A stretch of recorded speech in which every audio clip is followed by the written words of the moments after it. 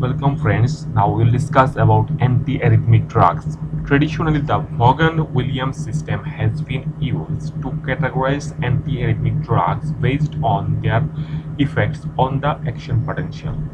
More recently, increased understanding of the mechanisms of action has allowed further subclassification based on the cardiac ion channels and receptors on which they act. The individual agents, diagnosis, and most common side effects are summarized in box 1630, and general principles of use are summarized in box 1631. Now, classification of antiarrhythmic drugs by site of action.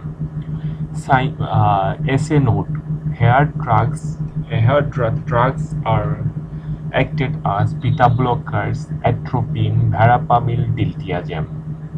In AV note, the drugs acts are adenosine, beta blockers, digoxin, verapamil, diltiazem.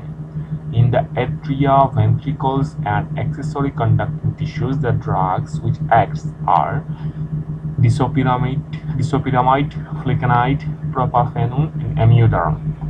In the ventricles, the drugs are used. The drugs acts are lidocaine, mexiletine, beta blockers. Now the classification of antiarrhythmic drugs by effect on the intracellular action potential. The classes are class 1, class 2, class 3, class 4. Among the class 1, these are membrane stabilizing agents, that is sodium channel blockers. A. Block sodium channel and prolong action potential are quinidine disopyramide. B. Block sodium channel and shorten action potential, lidocaine mexiletine. Block sodium channel with no effect on action potential, that are flecainide propafenone. Class 2, beta adrenoceptor antagonist or beta blocker. They are atenolol, bisoprolol, metoprolol.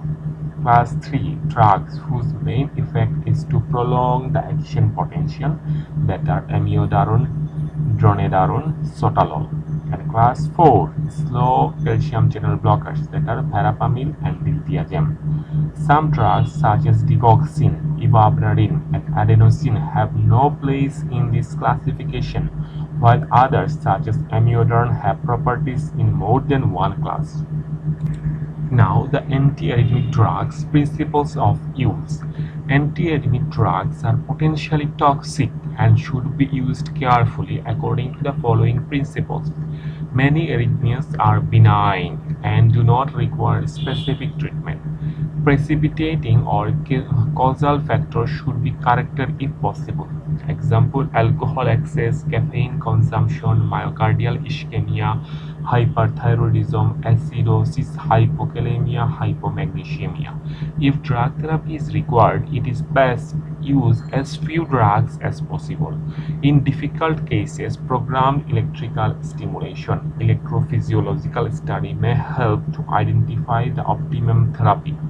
When managing life-threatening arrhythmias, it is essential to ensure that prophylactic treatment is effective.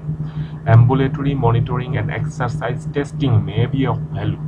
Patients on long-term antiarrhythmic drugs should be reviewed regularly, and attempts made to withdraw therapy if the factors that precipitated the arrhythmias are no longer operative.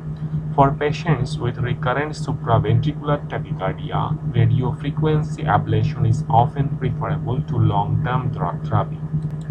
Thank you, friends.